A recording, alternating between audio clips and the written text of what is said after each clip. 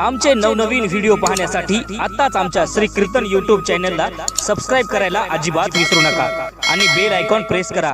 आणि बरं का मंडळी, व्हिडिओला लाईक आणि शेअर करायला अजिबात विसरू नका बरं का।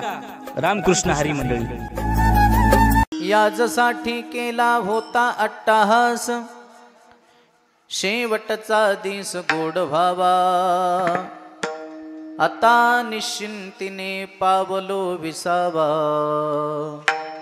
खुंटलिया धावा तृष्णेचिया। कवतुक वाटे झालिया वेचाचे, नाम मंगळाचे तेने गुणे। आता निश्चिंतीने पावलो विसावा, खुंटलिया धावा तृष्णेचिया।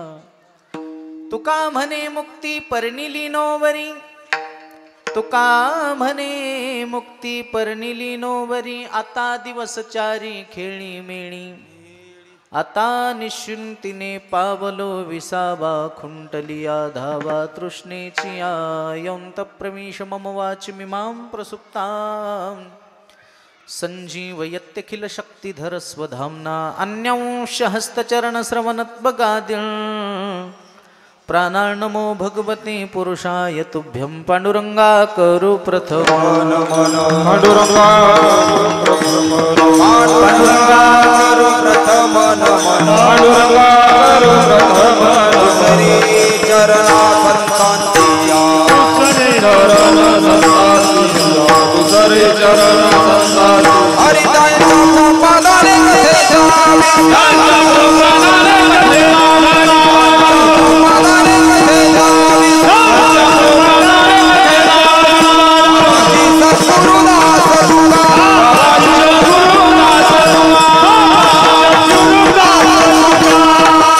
अलंकापुरी रम्य सिंहासनस्थं पदाम्भोज तेजस्फुरद्दिक्प्रदेशं।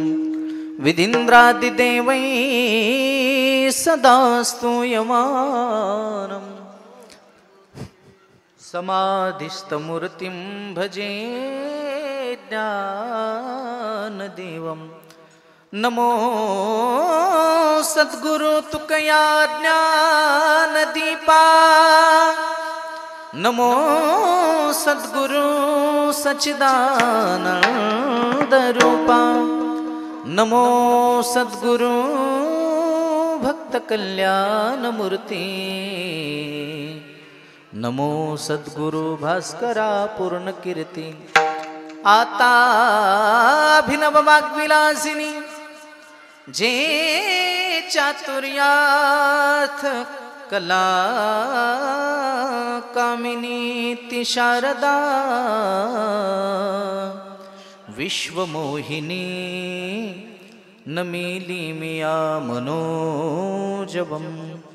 मारुततुल्य वेगं जितेन्द्रियं बुद्धिमतां वरिष्ठं। वातात्मजं वानरयूथ मुख्यं, श्रीरामदूतं शरणं प्रपद्ये।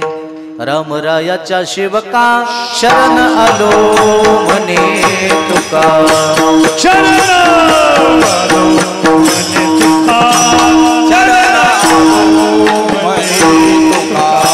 रामरायाच्या सेवका शरण आलो म्हणे तुका, शरण आलो म्हणे तुका, शरण आलो म्हणे तुका। रामरायाच्या सेवका शरण आलो म्हणे तुका, शरण आलो म्हणे तुका, शरण आलो म्हणे तुका। रामरायाच्या सेवका शरण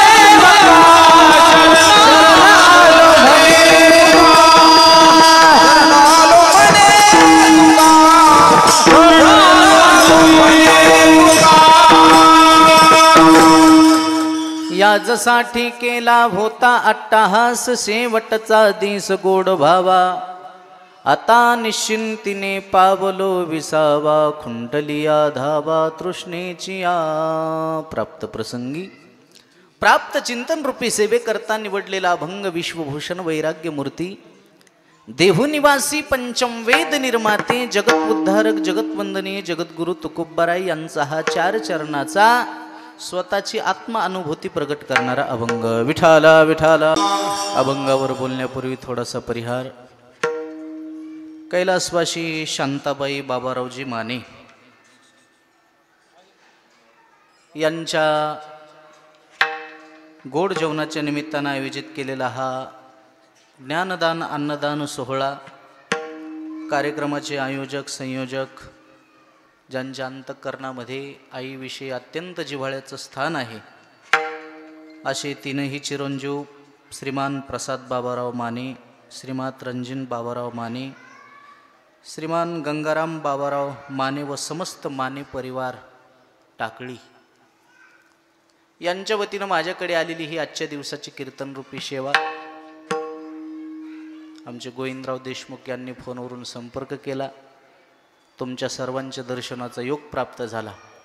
कार्यक्रमाच्या अनुषंगाने जमलेली सर्व आदरणीय वंदनीय महाराज मंडळी, गुणीजन मंडळी, भजनी मंडळी, श्रोते मंडळी, माता भगिनी, सर्व श्री महाराष्ट्रातील सुप्रसिद्ध मृदुंगाचार्य, आपल्या वारकरी संप्रदायाचं भूषण, नाव ऐकल्याच्या नंतर पखावत समोर दिसतो अशी ज्यांची ख्याती आहे, आदरणीय श्री हरिभक्तीपरायण राम महाराज काजळे, अर्थातच भाऊंची उपस्थिती आहे. त्याचबरोबर आपल्या गावातलेच उत्कृष्ट कीर्तनकार आदरणीय श्री हरिभक्तीपरायण गोविंद महाराज देशमुख महाराजही आहेत. त्याचबरोबर भजन सम्राट श्री हरिभक्तीपरायण भानदास महाराज रेंगे, भजन सम्राट श्री हरिभक्तीपरायण भास्कर महाराज सोन्नेकर, भजन सम्राट श्री हरिभक्तीपरायण रोहिदास महाराज माटेगावकर, जमलेली परिसरातून गावातून आलेली सर्व काही भजनी मंडळी, सर्वांचं मला वाटते वैयक्तिक नाव घेण्यापेक्षा मस्तक हे पायावरी या वारकरी संतांच्या प्रतिवर्षी पंढरपुरा जाती महाद्वारा हरिभेटी. विठाला विठाला.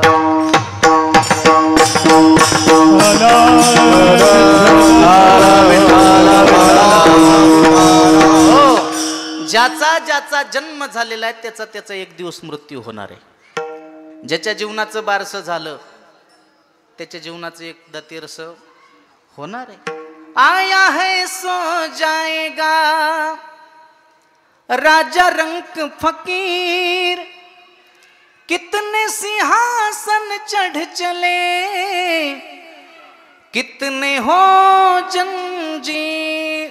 द्या मरण म्हणलं की तिथं कोणाला टाळता आलं नाही. कोणीही असू द्या, कोणीही असू द्या. अहो अर्जुनासारखा वीर ज्याचा बाप होता, ब्रह्मांडाचा धनी भगवान श्रीकृष्ण ज्याचा मामा होता, त्या अभिमन्यूला सुद्धा मरण चुकवता आलं नाही. याच्या पलीकडे काय सांगू. जगन्माता सीताजीची सून आहे, ब्रह्मांडाचा धनी श्रीराम ज्याचा पुत्र आहे आणि देवाचा राजा इंद्र ज्याचा मित्र आहे, त्या राजा दशरथाला सुद्धा मरण चुकवता आलं नाही. चार पुत्र त्या दशरथा अंतकाळी,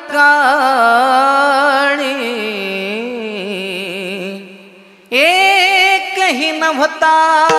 चार मुलापैकी राजा दशरथाला पाणी पाजायला कोणी नव्हतं. ही देवाच्या बापाची अवस्था आहे. मग तुमच्या आमच्या मायबापाचं कुठं घेऊन बसलात. विठाला विठाला. हरे विठाला.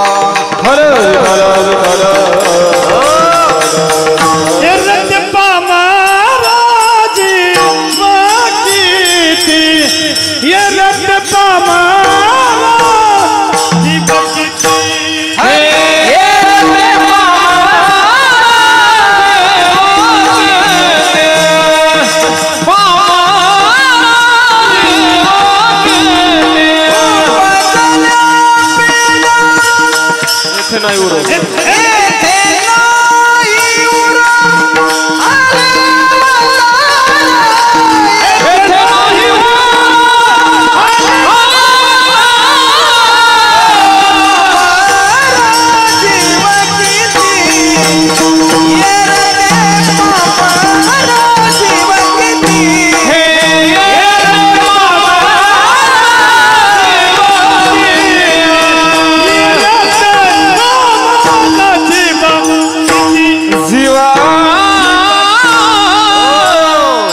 नाही उरो आले अवतार येरते पामर जीव किती उपजल्या पिंडा मरण सांगाते.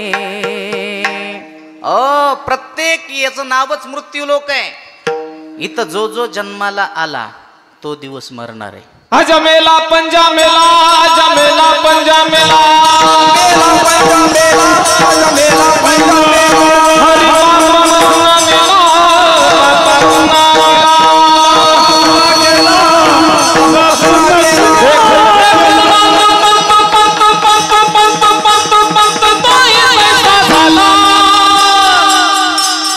उठा उठा जागा माती भयाले होते.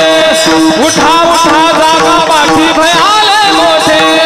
उठा उठा जागा पाठी भयाले मोठे. उठा उठा जागा पाठी भयाले मोठे.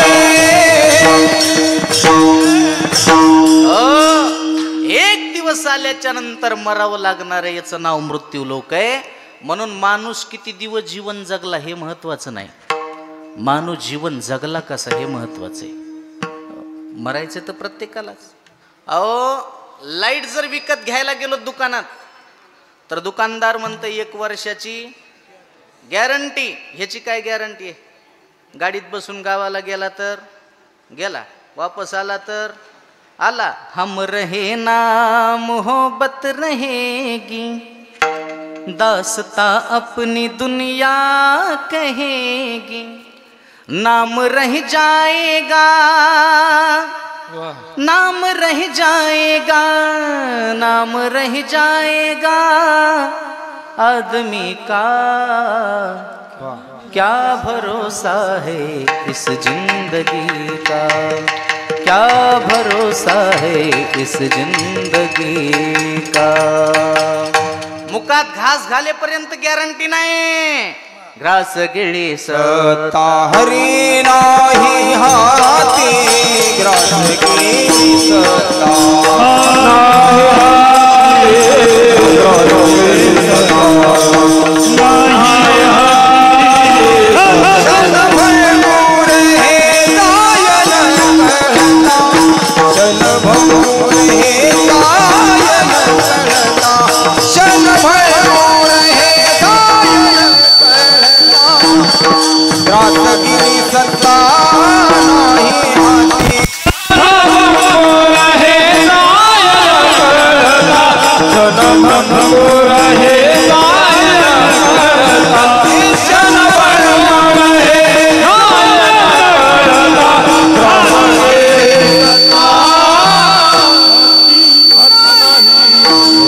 क्षणभंगुर हे जाय न कळता. घास गिळी सत्ता नाही हाती. महाराज म्हणले मुखात घास घालेपर्यंत गॅरंटी नाही. तसं काय गॅरंटी नाही माणसाची, फक्त माणसानं चांगलं वागलं पाहिजे. म्हणून 2 गोष्टीला कधीच विसरायचं नाही. एक, मृत्यूला विसरायचं नाही, आणि मरेपर्यंत जगवणाऱ्या परमेश्वराला कधीच विसरायचं नाही. तुम्ही आम्ही जरी विसरलो, घडी घडी काळ वाटयाची पाहे, अजून किती आहे अवकाश. काळ आपल्याला विसरला नाही. तुम्ही आम्ही जरी काळाला विसरलो असतो, म्हणले काळ आपल्याला विसरला नाही. कस काय विसरला नाही मला सांगा. बँकेचा हप्ता तुम्ही आम्ही भरायला जरी विसरलो, बँकेचा साहेब विसरलाय का? त्या अगोदरच नोटीस पाठवते. मला वाटते हप्ता भरायच्या अगोदर 3 दिवसांना अगोदरच नेक्स्ट मेसेज येते मोबाईलवर. ते आपल्याला विसरलं नाही. तसं काळ आपल्याला विसरला नाही. काळाची सुद्धा नोटीस येते. तुम्ही म्हणता कशी येते काळाची नोटीस? कानाजवळचा एक केस पांढरा झाला, मृत्यूची ये भेटे. हरी जवळी आली मृत्यूची ये भेटे. जवळी आली मृत्यूची भेटे. जवळी आली मृत्यूची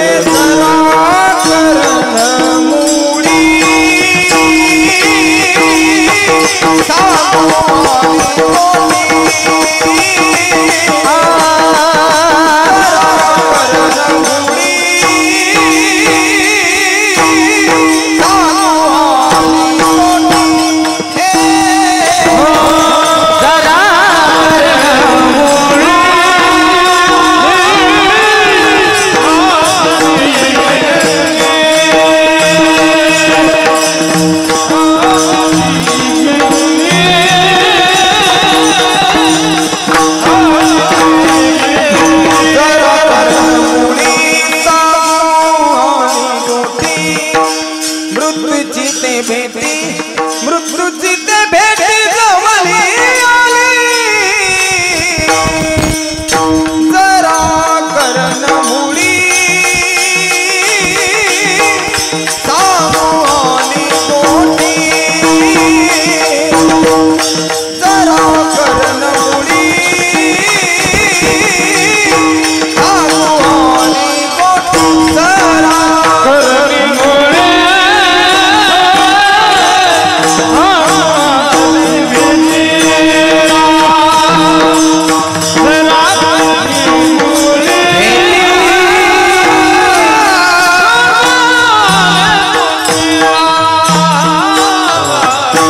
जरा कर्णमुळी सांगो आली गोष्टी मृत्यूची भेटी जवळी आली. महाराज म्हणले कानाजवळचा एक केस पांढरा झाला.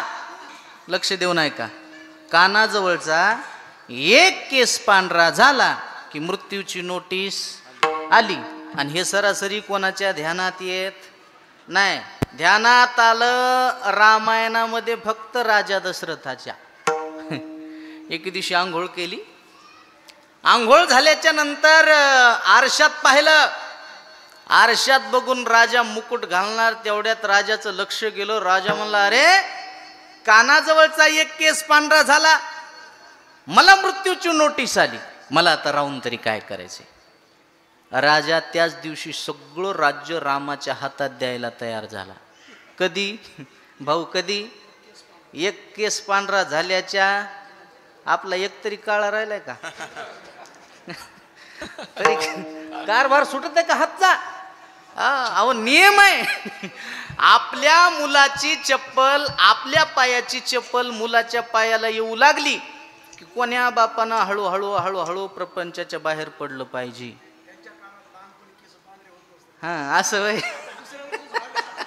अहो नियम आहे. शासन तुम्हाला रिटायर कशासाठी करताय? तुम्ही आता कामाचे राहिला, ग फुकट अर्धी पगार खा आणि गुपची फारी हारी म्हणा.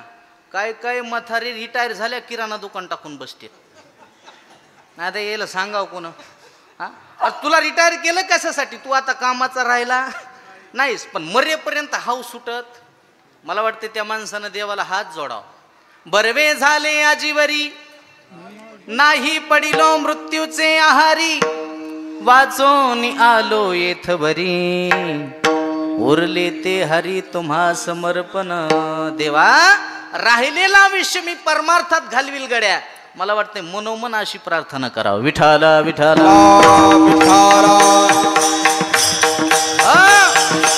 म्हणून ऐका, हे लक्षात आलं फक्त राजा दशरथाच्या.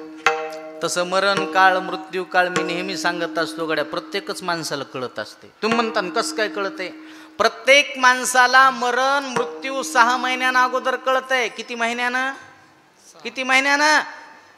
तुम्हाला ऐकायचंय का? ऐकायचं असतं तर सांगतो, घाबरू नका फक्त.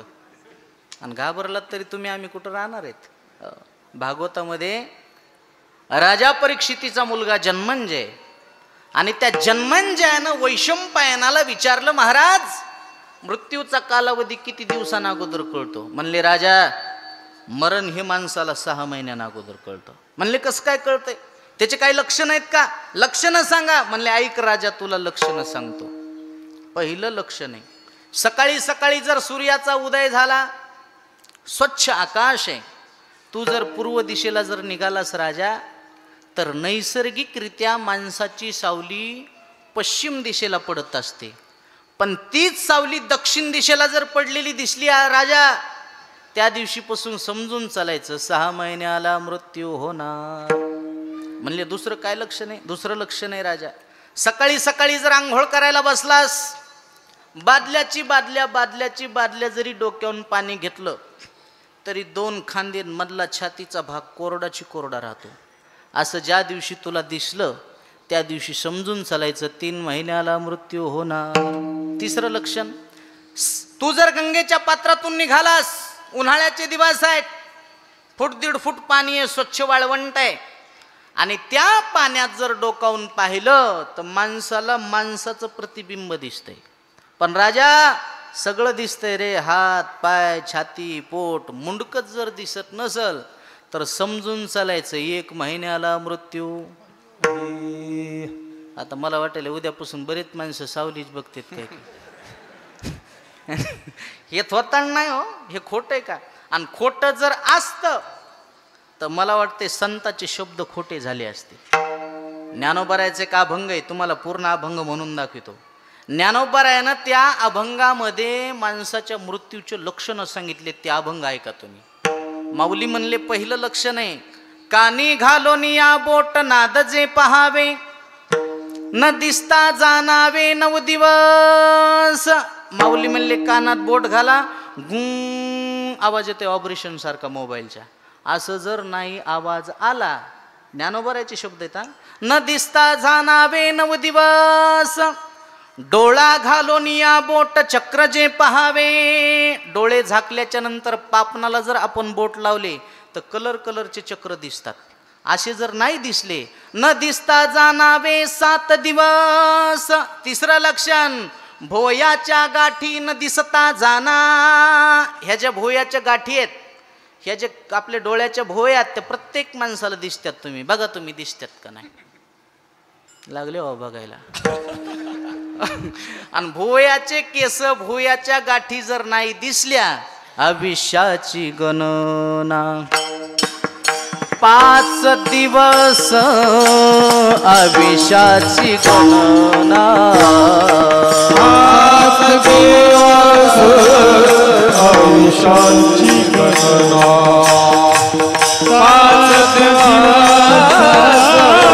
आयुष्याची गणना. भोवयाच्या गाठी न दिसता जाना. आयुष्याची गणना 5 दिवस. आयुष्याची गणना.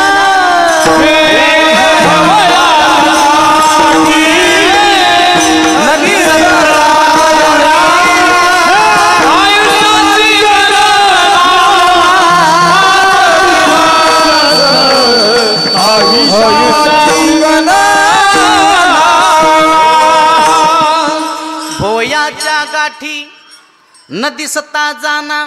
आयुष्याची गणना 5 दिवस. आणि आता शेवटचं लक्षण ज्ञानोबरायानं सांगितलं. माऊली म्हणले नाकाचा शेंडा प्रत्येकाला दिसतंय. बघा तुम्ही दिसतंय का नाही. हा, ज्या दिवशी नाकाचा आपला शेंडा आपल्याला दिसला नाही, त्या दिवशी समजून चालायचं. म्हणा तेची दिनी रामकृष्ण. म्हणा तेची दिनी रामकृष्ण. तेची दिनी रामकृष्ण. म्हणा तेची दिनी रामकृष्ण. सागरीचे अग्र दिसता नयनी. सागरीचे अग्र न दिसता नयनी. आणि म्हणा तेची दिनी रामकृष्ण. नाकाचा शेंडा नाही दिसला की समजून चालायचं उद्या सकाळी नेहरीला आपण राहणार नाही. ज्ञानदेव म्हणे हे साधूचे लक्षण. अंतकाळी आपण जाणावे गे. म्हणून 2 गोष्टीला विसरायचं नाही. मृत्यूला विसरायचं नाही आणि मरेपर्यंत जगवणाऱ्या परमेश्वराला कधीच विसरायचं नाही. विठाल विठाल.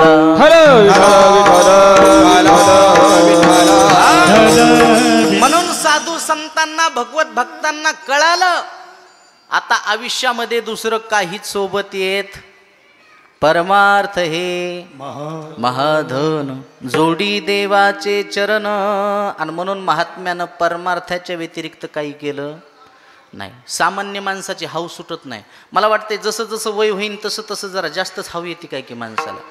म्हातारी माणसं बाहेर जरी गेले तरी रिकामी बाटली पडलेली दिसली तरी उचलून आणते. हो तर त्याला हाव सुटत.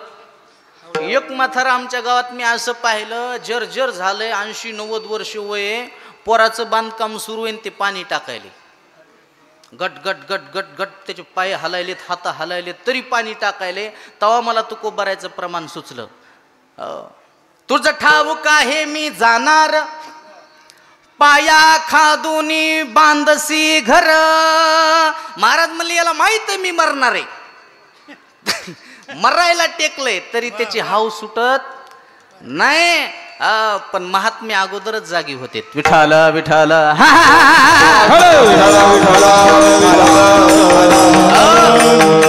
ज्ञानोबारायानं एका ओवीमध्ये दृष्टांत दिलेला आहे. भाऊ जाणकार माणसं कीर्तनाला एक दृष्टांत दिलाय. म्हणले कोणता दृष्टांत दिला? बेंडकाचा आणि सापाचा. एक दृष्टांत किती गोड आहे बघा ना. माऊली म्हणले त्या सापाला बेंडकानं गिळलंय, अर्धा बेंडूक आत गेलाय. ते बेंडूक एवढं विचित्र आहे म्हणले, त्याच्या पुढे जर एखादा मच्छर आला तर ते झेप घेते. मरायला टेकलास ना तू, एखाद्याला तरी दे ना सोडून. आता तरी भरपूर याच खाल्लंस तू. अरे सोड एखाद तरी तू.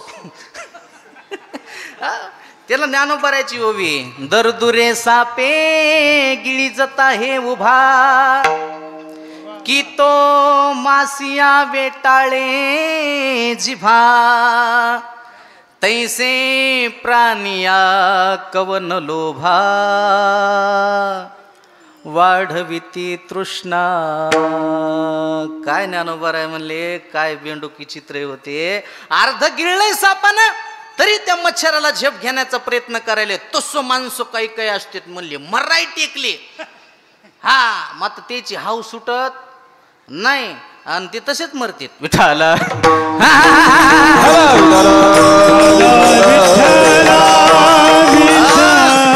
आणि म्हणून मरते वेळेस मरण्याचा सुद्धा एक नियम आहे. म्हणले काय नियम आहे?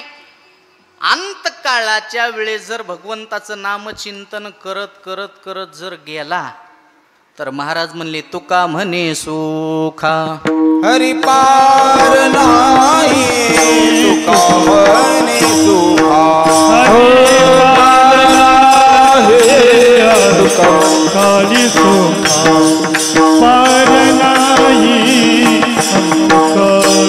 हे अंतकाळी जाच्या नामाले मुखा, अंतकाळी जाच्या नामाले मुखा, तुका म्हणे सुखा पार नाही, तुका म्हणे सुखा पार नाही. अंतकाळी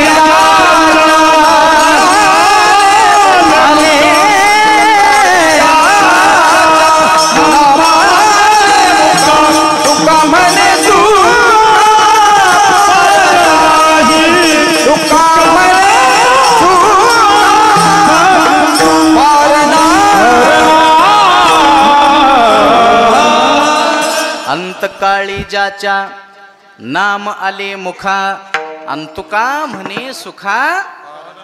अंतकाळाच्या वेळेस ज्यानं नामचिंतन केलं त्यानं म्हणायचं आपला शेवट गोड झाला.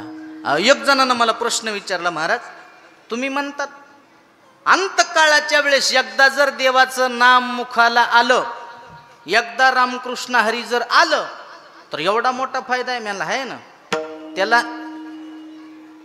अय बाबा शांत शांत. विठाला विठाला विठाला हरे विठाला विठाला. त्याला नेण्याकरता यमदूत नाही, विष्णुदूत येतात. निसता येत नाहीत, विमान घेऊन येतात. खरं आहे का? म्हणलं खरं आहे. म्हणलं आयुष्यभर टाळं कुठून काय उपयोग आहे म्हणला तुमचा. म्हणलं काय झालं? मरताना म्हणून म्हणलं आम्ही एकदा रामकृष्ण हरी. मी म्हणलं तितकं सोपं नसते. तितकं सोपं नाही. ज्यानं आयुष्यभर रामकृष्ण हरी म्हणलं त्याला मरताना रामकृष्ण हरी येईल का नाही ह्याची गॅरंटी नाही. ज्यानं आयुष्यभर दुसऱ्याचं बेंदाडीच केलं त्याला कसे? अरे विद्यार्थ्याला 3 तासाचा पेपर सोडवण्यासाठी त्याला वर्षभर अभ्यास अभ्यास अभ्यास आणि अभ्यासच करावा लागत असतो. आदल्या दिवशी पुस्तकं वाचून जमत नाही का? नाही ना जमत. त्याला चांगलं उत्तीर्ण व्हायचं असेल तर वर्षभर अभ्यास करावा लागतंय. तसं जीवनामध्ये केलेला परमार्थ म्हणजे अभ्यास आहे आणि जीवनात आलेला मृत्यू म्हणजे परीक्षा आहे. विठाला विठाला विठाला विठाला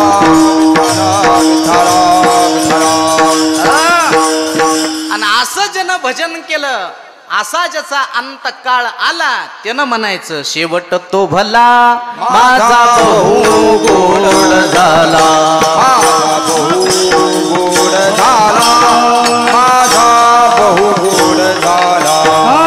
शेवट तो भला माझा बहु गोड झाला, माझा बहु गोड झाला, माझा बहु गोड झाला.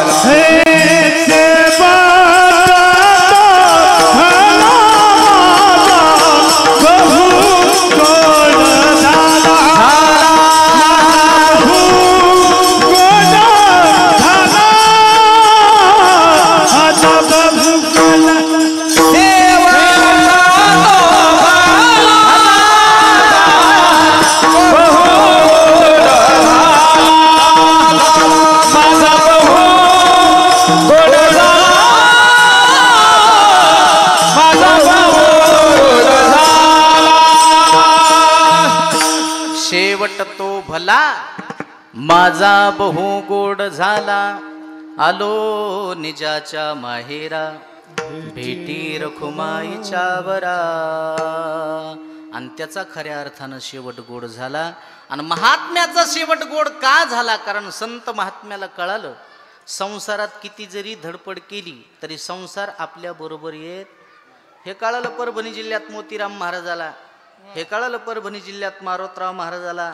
म्हणून त्यानं जीवनामध्ये परमार्थाच्या व्यतिरिक्त काही केलं नाही. आणि त्यांच्या सोबत येणारं धन म्हणजे जोडिले हे नसरे धन, अविनाश आनंद घन, अमूर्त मूर्ती मधुसूदन, समचरण देखीला.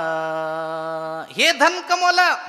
बाकीचं धन तुम्ही किती कमवा, धन मिळविले कोटी, संगे नये रे लंगोटी. बरं, ज्याच्यासाठी कमवून फुटतात ती मागची माणसं उपकार मानित नाहीत.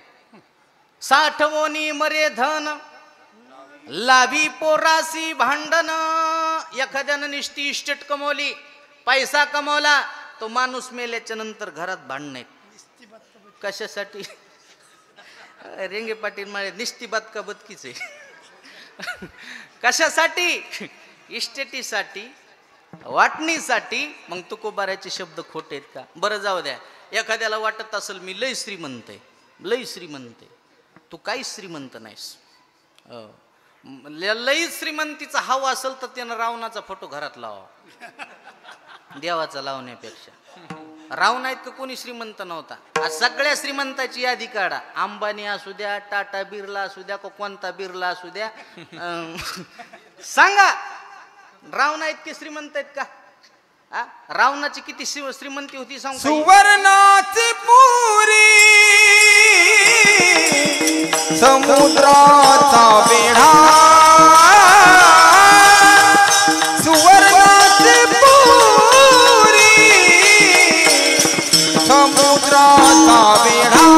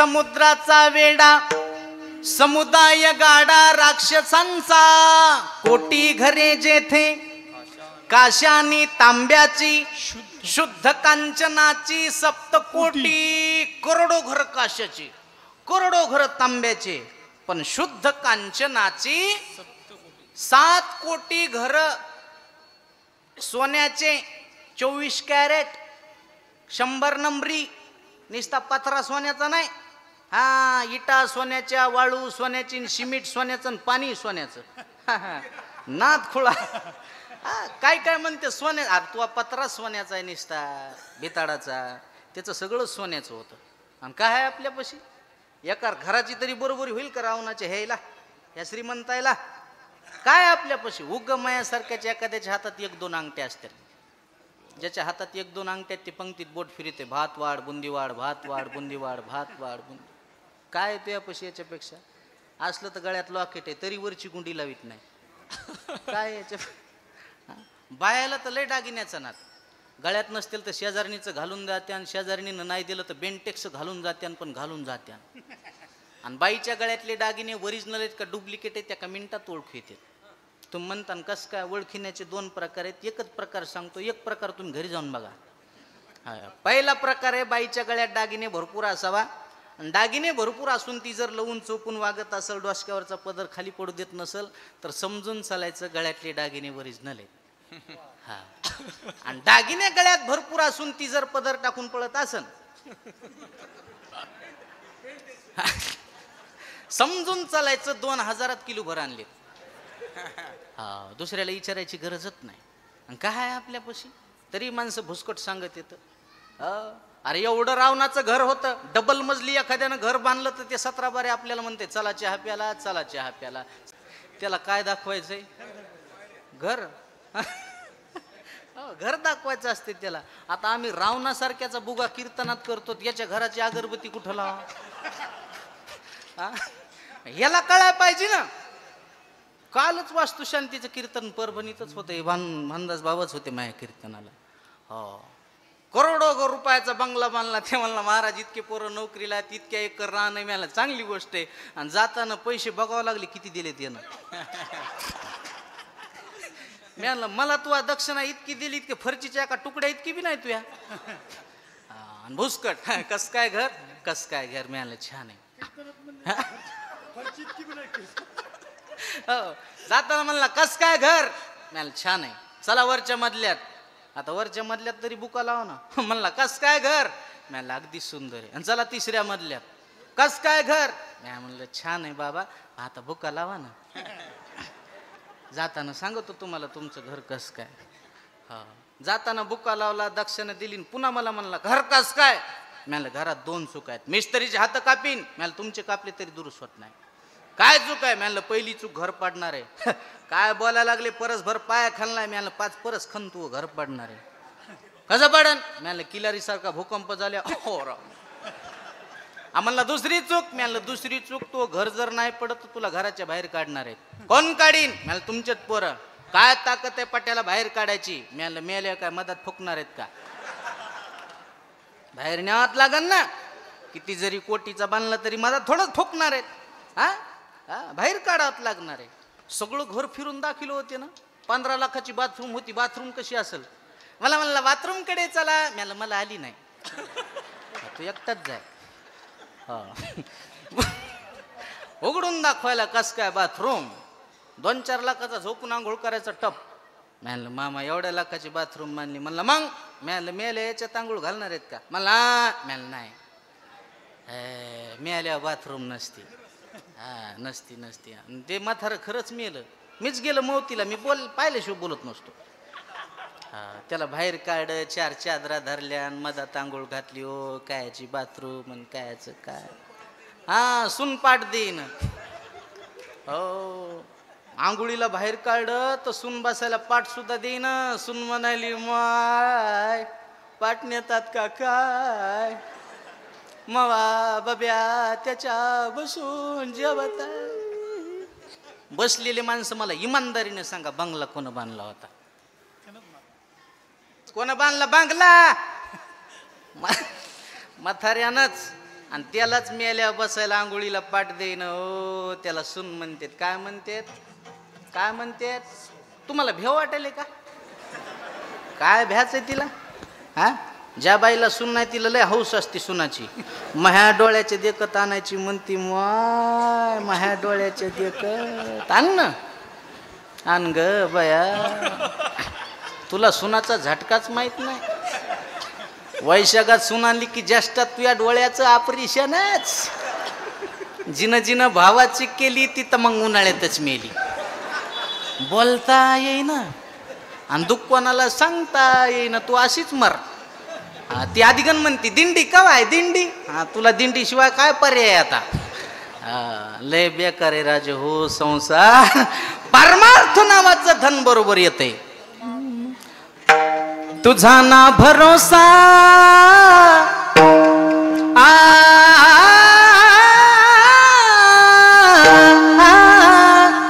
मध्यम मध्यम. तुझा ना भरोसा ना माझा भरोसा.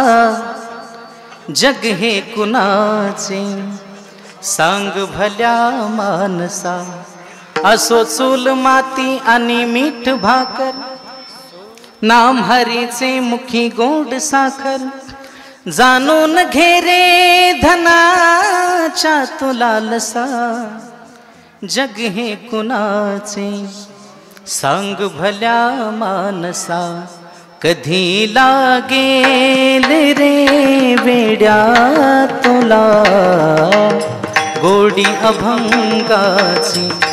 बघून घे सावळी मूर्ती आता त्या पांडुरंगाची.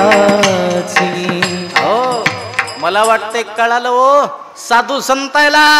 साधूला कळालं या जगात आपलं कोणीच. एकदा संसार सोडून दिला तर पुन्हा घरीच गेले नाही. सोडीला संसार सोडीला संसार. हरी सोडीला संसार सोडीला माया तयावरी खार मायावरी खार. तयावरी माया तयावरी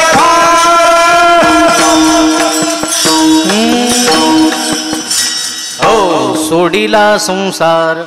मध्यमला स्वर गेला भाऊ, थाप टाका. महात्म्यानं पुन्हा संसार केला नाही. आयुष्यभर घर सोडलं, पुन्हा घरी गेले नाहीत. म्हणून तुकोबारायनं परमार्थ केला. असा परमार्थ केला, असा परमार्थ केला. संसाराच्या नावे घालून या शून्य. वाढता हा पुण्य धर्म केला. हरिभजनी हे ढवळिले जग चुकविला लाग कळी काळांचा. म्हणून तुकोबारायला विचारलं, महाराज संसाराची राखरांगोळी केली तुम्ही, बायको मेली तुमची तरी तुम्ही म्हणलात बरं झालं. दिवाळ निघालं तरी तुम्ही म्हणलात बरे झाले देवा निघाले दिवाळे. बरे या दुष्काळे पीडा केली. तुम्ही संसार अट्टहासानं करायचा सोडून तुम्ही परमार्थ अट्टहासानं केला. तुम्ही परमार्थ अट्टहासानं केला कशासाठी? यासाठी केला होता अट्टहास. यासाठी केला होता अट्टहास.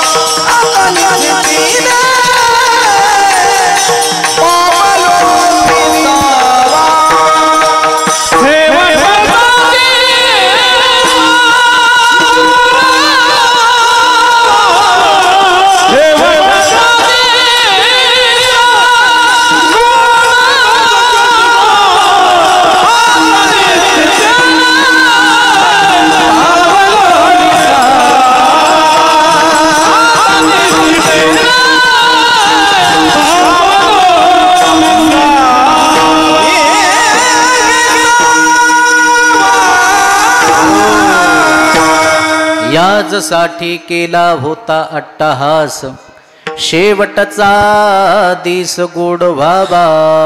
मी अट्टहास केला, अट्टहास केला. केला कशासाठी? शेवटचा दिस गोड व्हावा. शेवटचा दिवस गोड होण्यासाठी मी अट्टहास केला. तुम्ही आम्ही बी अट्टहास करत नाहीत असं नाही, करतो. पण तुमचा आमचा अट्टहास खरं सांगा परमार्थात आहे का संसारात आहे? संसारात आहे. आणि संसारात किती जरी अट्टहास केला तरी संसारातला अट्टहास बरोबर येत नाही. अट्टहास करायचा आहे तर अट्टहास माणसानं परमार्थात करावा लागतो.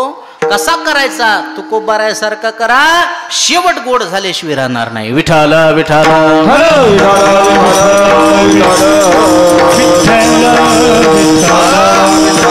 अरे आयुष्यभर देवाचं नाव मुखाला नाही आलं तरी चालतंय, पण अंतकाळाच्या वेळेस यायला पाहिजे. इतना तो करना स्वामी जब प्राण तन से निकले, गोविंद नाम लेकर फिर प्राण तन से निकले. श्री गंगा जी का तट हो, यमुना का वैसे वट हो, मेरा सावरा निकट हो, फिर प्राण तन से निकले. देहांत काले तुम सामने हो, मुरली बजाते मन को रिझाते. प्रार्थना करावं देवाला, देवा अरे अंतकाळाच्या वेळेस एकदा तरी आमच्या मुखाला रामकृष्ण हरी रामकृष्ण हरी म्हणत म्हणत आमचा शेवट गोड व्हावा गड्या. त्या दिवशी म्हणायचं शेवटच गोड झाला. विठाला विठाला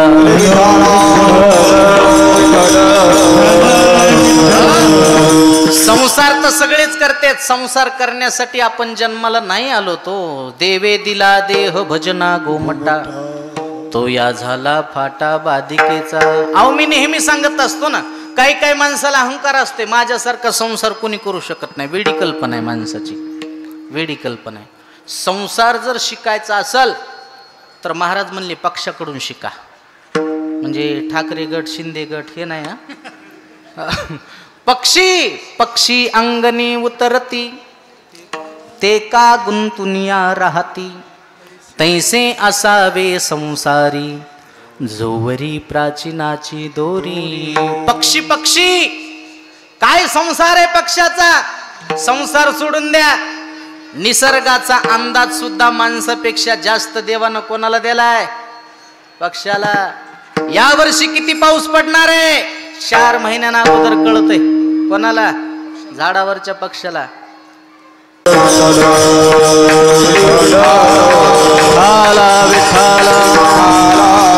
किती पाऊस पडणार आहे या वर्षी 4 महिन्यांना अगोदर कळतंय. कोणाला? झाडावरच्या पक्षाला. नियम आहे, उन्हाळ्याच्या दिवसामध्ये चैत्र महिन्यामध्ये दाट पाल्याच्या झाडावर जर पक्षी खोपे करायला लागले की समजून चालायचं यावर्षी पाऊस काळ भरपूर आहे. काटेरी झाडावर जर खोपे करायला लागले की समजून चालायचं गड्या दुष्काळ आहे, यावर्षी अंग भिजण्या इतकाच पाऊस पडणार आहे. हे कळतंय कोणाला? पक्षाला. जाऊ द्या, निसर्ग सोडून द्या. संसार सुद्धा आपल्यापेक्षा जास्त गोड करते. ते सुग्रण नावाचं पाखरू पाहिले का? त्याचं नाव सुग्रण आहे. हा, कोण्याही झाडावर खोपा बनवित नाही. त्याची पसंती एवढी गोड आहे, झाड विहिरीच्या काठाला असावं, त्या झाडाच्या फांद्या विहिरीत लोंबलेल्या असाव्या. विहिरीत लोंबलेल्या फांदीला सुग्रण पाखरू खोपा तयार करतंय. एकही जुन्या गवताची काडी आणत नाही. खोपा हिरवागार का दिसतो? कारण नवीन गवताच्या काड्या आहेत. 4 महिने पिले त्याच्यामध्ये राहणार आहेत. पुन्हा त्याचं डोकं एवढं भारी आहे, 2 फुटाचा खोपा तयार करतं, 1.5 फूट जागावरी सोडतंय आणि खालच्या साईडला मध्ये जायचा दरवाजा करतंय. वरच्या साईडला का केला नाही? त्याचं डोकं एवढं भारी आहे. वरून जर एखादा सरपटणारा साप फांदी फांदीनं जर आला, त्यानं जर पिलं खाण्याचा प्रयत्न केला तर त्या सापाला 1.5 फूट खाली वाकावं लागावं, तोपर्यंत साप त्याच्याच वजनानं पाण्यात पडतो. हे कोणाचं डोकं आहे? इतकं डोकं आपल्या इंजिनियरचं चालतंय का? बरं जाऊ द्या. त्याच्या चोचीमध्ये मुगाच्या डाळीच्या दाण्या इतका एक मातीचा खडा बसतोय, एक. पण दिवसभर मातीचा खडा गोळा करणार, सुपारी एवढा गोळा बनवणार, त्याचा चिखल करणार, पुन्हा खोप्यामध्ये नेऊन बसवणार, पुन्हा तेच पाखरू सायंकाळच्या वेळेस बाहेर पडणार, चमकणार काजवा नावाचं किडू पकडून नेणार आणि खोप्यामध्ये त्या चिखलात त्याला खुपसून देणार. रात्रभर पिल्याटल ट्यूबलाईट सारखा उजळ. लाईट बिल भरायचंही टेन्शन नाही, आणि लाईट जायचं सुद्धा टेन्शन. इमानदारीने सांगा, तुम्हाला इतका संसार करता येते का? करता येते का? म्हणून बहिणाबाई म्हणल्या, खोप्यामध्ये खोपा सुगरणीचा चांगला, देखा पिलासाठी तिने खोपा झाडाले टांगला. पिलानी झाली खोप्यात जसा झुलता बंगला, तिचा पिलावरी जीव झाडाले टांगला. खोप्यामध्ये खोपा सुगरणीचा चांगला, देखा पिलासाठी तिने खोपा झाडाले टांगला. हो, हे पक्षाचा संसार आहे, पक्षाचा, माणसाचा नाही. तुमचा आमचा संसारच असा आहे. सर्व सुखाची आशा जन्म केला, क्षण एक मुक्ती यत्न नाही केला. हिंडता दिशा शिन पावला, माया वेष्टीला जीव माझा. माणसं सुखात जगत नाहीत, सुखाच्या आशेवर जगतात. आणि हे कीर्तनात म्हणणं सोपं आहे, सोडून देणं अवघड आहे. आम्ही कीर्तनातच म्हणतो बरं का, आमच्या बी नका घेऊ तुम्ही. लोय लोक आमच्या तोंड सुख घेतात. आणि तुम्हीच म्हणतात ना काय येणार आहे संग. मी 1000 कमी दिले तरी गाडी वापस आणतो. मग आमच्या नका बस. एक जण भाऊ मला म्हणला, लोय तटीला पेटलं ते. तुम्ही म्हणतात ना काय संघ येणार आहे. मी म्हणलं संघ येत नाहीत, मग लागत असते. ते म्हणला कस काय लागतेत. मी म्हणलं एक जण परभणीच्या बाजाराला गेलं, परभणीच्या बाजाराला गेलं. सोमवार होता. ते म्हणला बायकोला उपवास आहे, जाता जाता केळं घेऊन जाऊ. मग केळं घेऊन जाचेत, बाजार जास्त व्हालाय, वज जास्त व्हालाय. ते म्हणला मग केळीचे साल्ट काय न्यायचे, नुसतेच केळीच घेऊन जाऊ ना. बागवानाला म्हणला केळं दे डझनभर. ते म्हणला 10 रुपये जास्त घे, मग आता सोलून दे. ते म्हणला 6 पैसा नाही जमतात. ते म्हणला तुला काय करायचं सोलून दे. त्याला ते सोलून तो सोलून. त्यानं असं त्यानं सणा केळं सोलले, एक थैलीत टाकले. तसेच थैलीत टाकल्याबरोबर त्यानं पुन्हा 4 किलो साखरेवरून टाकला. पुन्हा वरून सामान टाकलं आणि घरी आला. बायकोला म्हणला बाजार आणलाय, तुला सोमवार आहे ना, आधी गण केळं खाय. ती थैली पाहिली. ती म्हणली बाई आणि केळत नाहीत ना. ते म्हणला बघ ना, मग असे कसे केळं. तुम्हाला डोसकं खराब झाले का तू, तुला दिसणार का केळं. ती म्हणली बाई हे चिखल झालाय आणि तुम्ही केळाचे साल्ट का मानले नाहीत. ते म्हणला केळाचे साल्ट खाणार आहेस का तू, केळाचे साल्ट खाणार आहेस का तू. मग केळाचे साल्ट खात नसतेत, मग घरी कशाला आणायची. ती म्हणली बाईला मला नाही नवऱ्याला. ती म्हणली बाईला केळाचे साल्ट खात नसतेत रे, पण केळं सुखरूप येण्यासाठी केळाचे साल्ट घरापर्यंत आणीत असतेत. तसं पैसे संग येत नसतेत रे, मरूस तर पैसे लागत असतेत. विठाला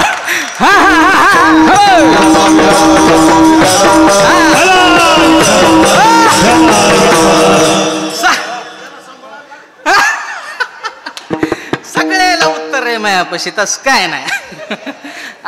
म्हणून जास्त तोंड सुख घ्यायचं नाही. हे म्हणणं सोपं आहे, करणं लय अवघड आहे. जाताना तुम्हाला जर 2 मूर्त्या सापडल्या, 2 मूर्त्या, एक रामाची आणि एक रावणाची, कोणती घेता. रामाची पितळाची आणि रावणाची सोन्याची. आता म्हणून महाराज म्हणले बोल बोलता वाटे सोपे, आणि करणी करिता टीर कापे. विठाला विठाला.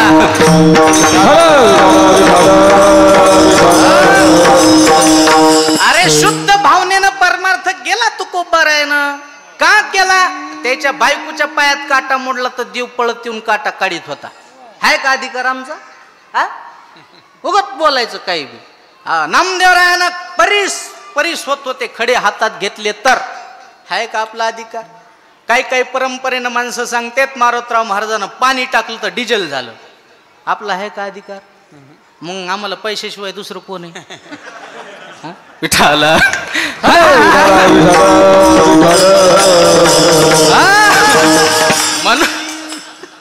म्हणून संसाराबरोबर परमार्थ करायचा. संसारी असावे आसोनी नसावे आणि भजन करावे. वेळोवेळा संसारात राहून गड्या हळूहळू हळूहळू परमार्थ करायचा. संसाराबरोबर परमार्थ करायचा. म्हणून मला वाटतंय जुन्यात माणसं सांगतात, मला काय माहित नाही, म्हणून ते मारुतराव महाराज सुद्धा म्हणायचे, म्हणा जरासं पोरग तरुण झालं कीर्तना जरा हळूहळू करायला लागलं की ते म्हणायचे तू लग्न कर. काय म्हणायचे? हा लग्न केल्याच्या नंतर परमार्थ चांगला होत असते. विठाला विठाला.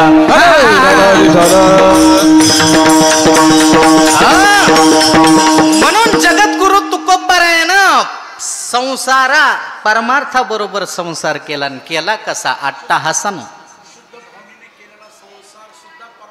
वा, शुद्ध भावनेनं केलेला संसार सुद्धा परमार्थ होत असतो.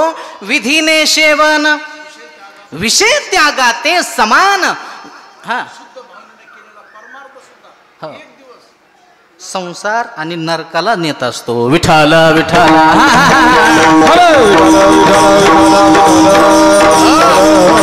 म्हणून तुकोबारायानं परमार्थ केला, अट्टाहासानं केला. केला कसा? याजसाठी केला होता अट्टाहास. केला कशासाठी? शेवटचा दिस गोड व्हावा. महाराज म्हणले माझा गोड आता शेवट झाला.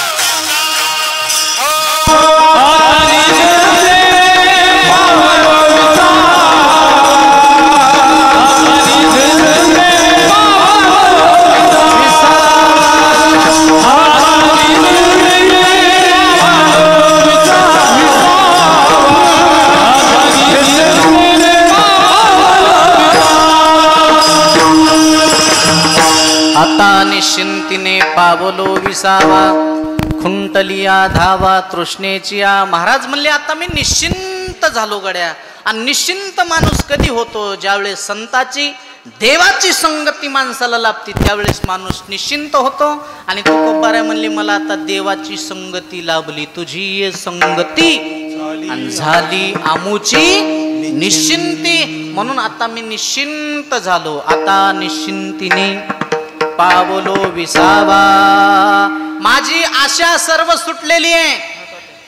पूर्वीचा काळ होता. पूर्वीच्या काळामध्ये धन सुद्धा लोक असं जतन करून ठेवायचे, असं जतन करून ठेवायचे. धनाने भूमो पशवश्य गोष्टी भार्या ग्रहद्वार जनस्मशाने देहश्चितायाम परलोक मार्गे कर्मानो गग्गो गच्छति जीव एकहा. धनाने भूमो. भूमो शब्द का वापरलाय का? पूर्वीच्या काळामध्ये माणसं धन पुरून ठेवित होते. काय ठेवत होते? धन.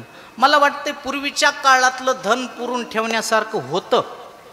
आता तुम्ही काय पुरून ठेवता? 500च्या नोटा 6 महिन्यात वाळणी लागल ना. म्हणून पूर्वीच्या काळात बँका नव्हत्या, माणसं पुरून ठेवायची. ते पुरून ठेवण्याची बी पद्धत होती.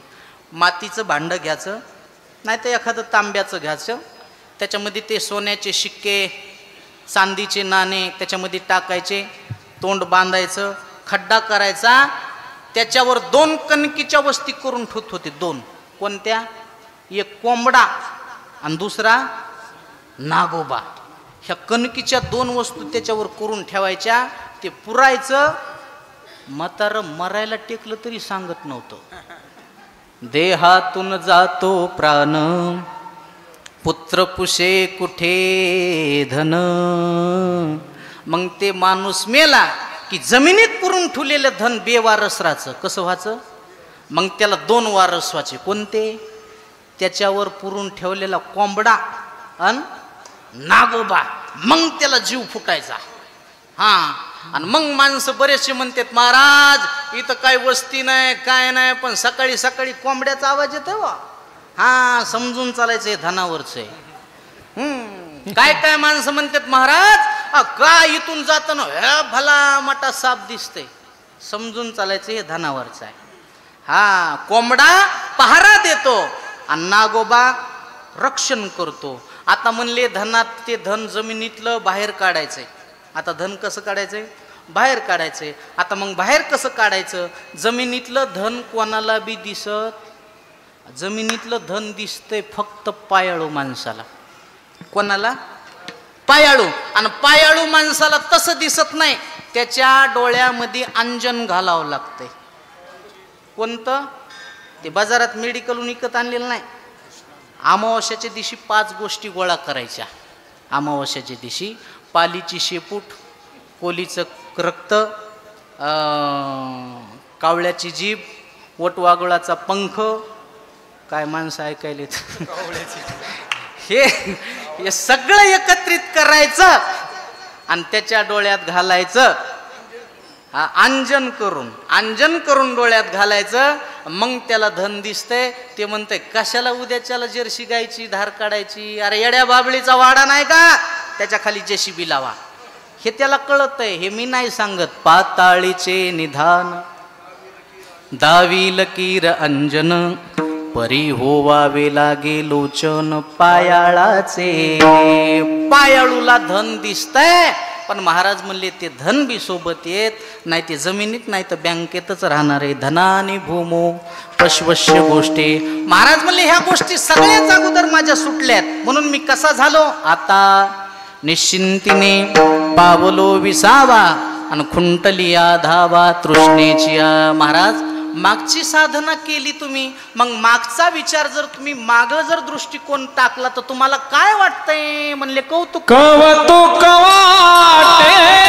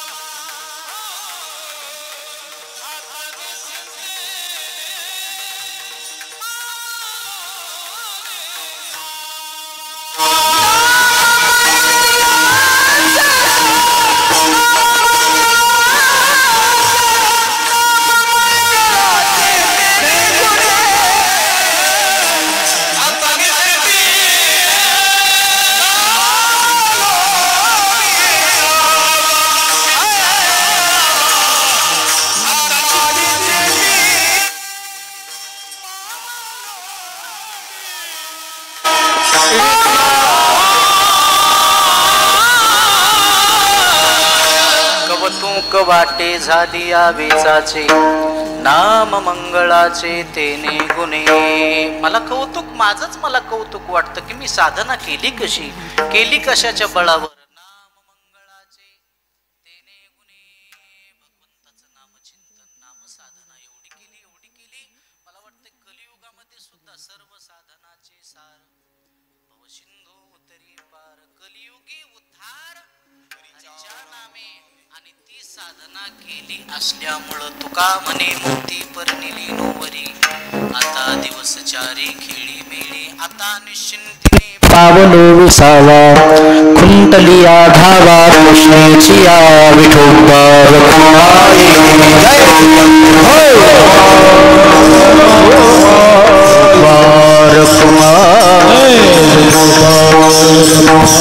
जय जय विठोबा रखुमाई.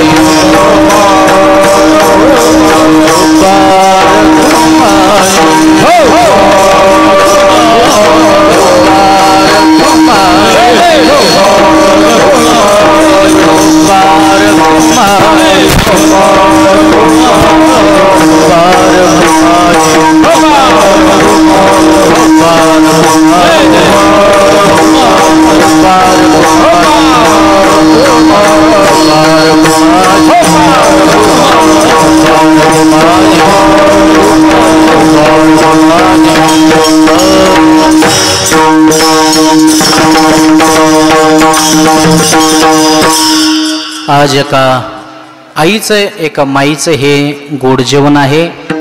कैलासवासी शांताबाई माने परिवारातून एक आई निघून गेलेली. आणि मला वाटतंय ज्याच्या जीवनातून आई निघून गेली, ज्याच्या जीवनातून बाप निघून गेला, त्याच्या सुखाचा समुद्र आटला. माय बाप गेले दोन्ही, आता उरले नाही कोणी. जोपर्यंत आई आहे, जोपर्यंत बाप आहे, त्या घराला शोभा आहे.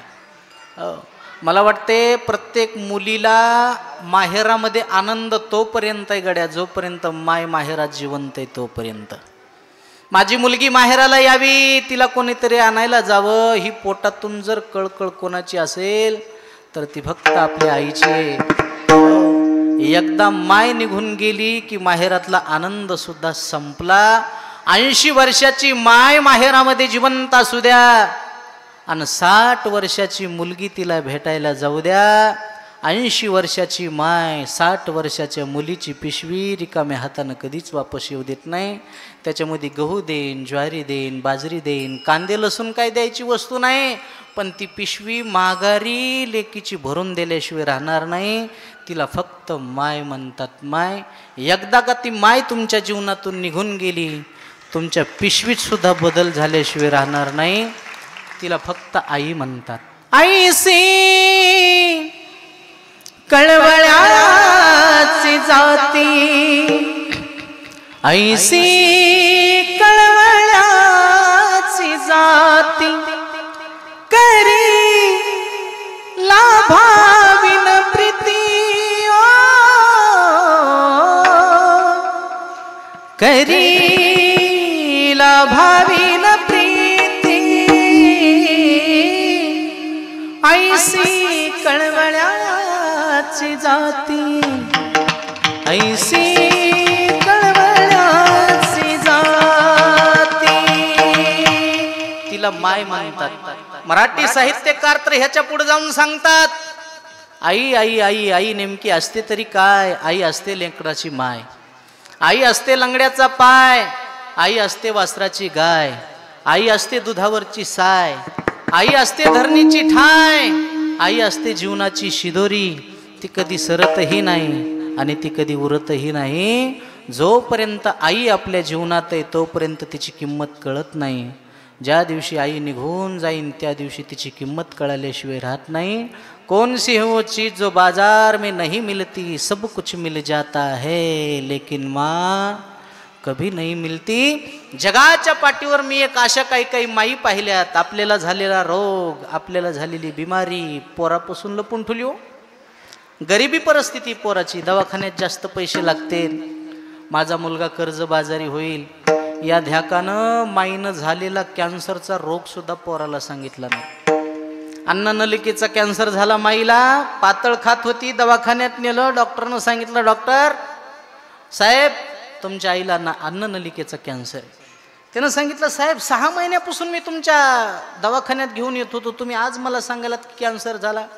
डॉक्टरनं सांगितलं, साहेब मला 6 महिन्यापूर्वीच माहीत होतं तुमच्या आईला कॅन्सर आहे म्हणून.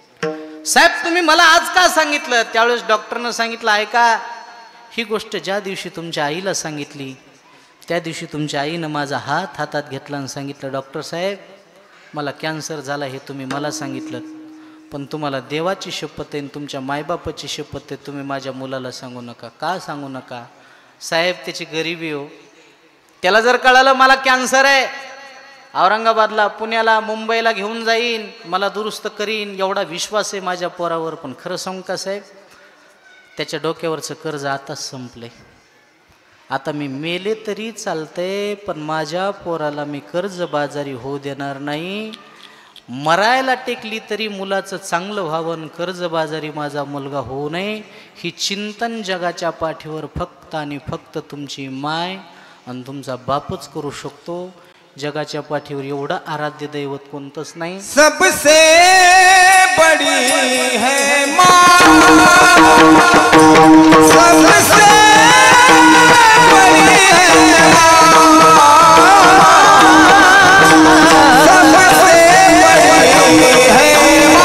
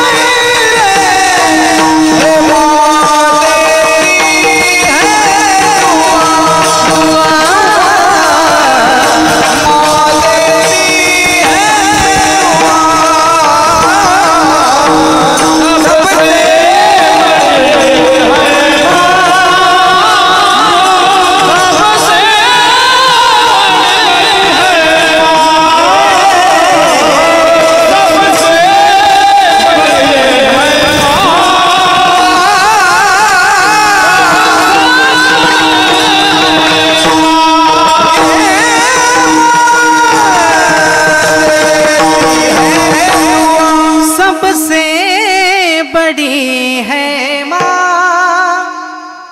सबसे बड़ी है माँ. मी मेले तरी चालते, पण माझ्या मुलाचं चांगलं व्हावं एवढं निस्वार्थ प्रेम करणारी फक्त जगात माय हो.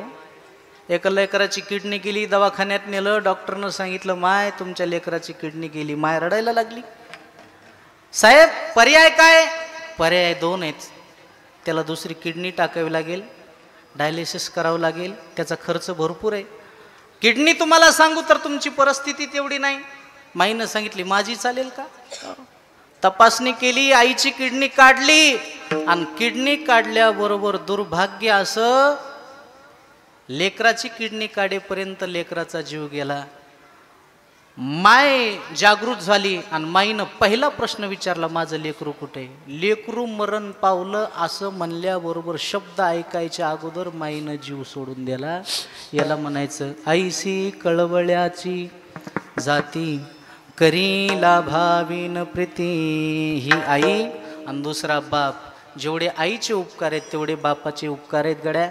मला तर वाटतं या जगाच्या पाठीवर असा कोणताच बाप नाही की त्याला वाटते माझ्या लेकराचं वाटोळं व्हावं, उलट माझ्या मुलाचं चांगलं व्हावं म्हणून रात्रंदिवस कष्ट करणारा बाप या जगात पाहिलाय.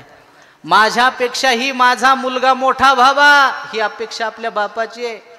कोण्या बापाला वाटतंय अरे मी जे दुःख सहन केलंय जीवनात, मी जे त्रास सहन केलाय तो त्रास माझ्या मुलाच्या वाट्याला येऊ नये म्हणून प्रत्येकाचा बाप रात्रंदिवस कष्ट करत असतो. नाही नाही, जोपर्यंत मुलगा स्वतःच्या पायावर उभा राहत नाही तोपर्यंत बापानं पोराला सहकार्य केलेलं असतं. बाप करी जोडी लेकुराची ओढी, एवढे बापाचे सुद्धा उपकार आहेत.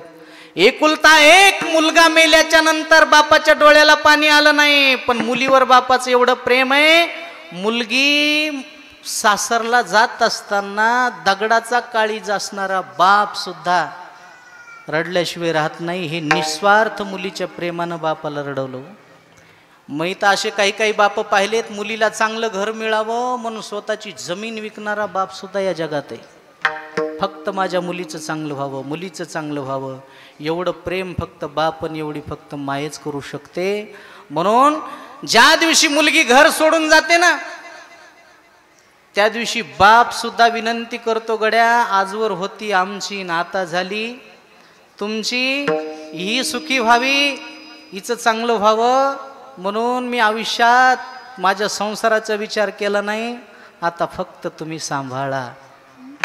तळहाताचा पाळणा दोन्ही डोळ्याचा आईना, डबीतली ही कस्तुरी जशी वागविली मैना, लाडाची लेकबाई हरहुन रसाजनी, आज माहेर सोडोनी कशी चालली सासरी, जीवातला जीव केला आम्ही तुमच्या हवाली, आता तुम्ही माया बापाईच्या जीवाची सावली, जीव खालीवर होतो तुला पाठवता राणी, एका डोळ्यात आनंद एका डोळ्यामध्ये पाणी, एका डोळ्यात आनंद एका डोळ्यामध्ये पाणी, घर जपलेलं झाड फांदी फांदी जीवा पाड, भावबंध मायारीत त्याच्या मनाची कवाड, हो लेक सौख्याचं औक्षण, लेक बासरीची धून, लेक अंगणी पैंजन, लेक परक्याचे धन, बाबा फुटतो आतून आला गोठलेला क्षण, शुभमंगल कन्यादान, कन्यादान, कन्यादान. ही अवस्था बापाची आहे, ही अवस्था बापाची आहे. गड्या आपल्या मुलीचं चांगलं व्हावं म्हणून स्वतःचं आयुष्य खर्चपणाला लावणारा जगात फक्त एकमेव बाप आणि एक फक्त आपली माये. एकदा ते दैवत आपल्या जीवनातून निघून गेलं की समजून चालायचं सुखाचा समुद्र आटला. म्हणून आजच्या दिवशी ज्या आईचं गोड जेवण आहे, ज्या मातेचं गोड जेवण आहे, त्या मातेला या नारदाच्या गादीवरून भावपूर्ण श्रद्धांजली आदरांजली अर्पण करतो. या माने परिवारानं केलेला गोड गोडसा कार्यक्रमाचं आयोजन नियोजन सुंदर केलेलं आहे. आता या ठिकाणी 5 मिनिटात आदरणीय वंदनीय श्री हरिभक्तीपरायण प्रातस्मरणीय आपल्या सर्वांचं श्रद्धास्थान 1008 महामंडलेश्वर अर्थातच मनीषानंदपुरीजी महाराज भाऊंचं आगमन 2 ते 3 मिनिटात होणार आहे. तोपर्यंत आपण चाल घेऊ आणि भाऊंच्या मुखातून शुभ आशीर्वाद आपल्याला सर्वांना ऐकायचे आहेत. सर्वांना ज्ञानेश्वरी ज्ञानोबारायचं भजन आणि 2 मिनिटात चाल होईन. भाऊ येईपर्यंत सर्वांनी कोणीही जागा सोडायची नाही. ज्ञानेश्वर माऊली जय जय ज्ञानेश्वर माऊली, जय जय ज्ञानेश्वर माऊली, जय जय ज्ञानेश्वर माऊली, ज्ञानेश्वर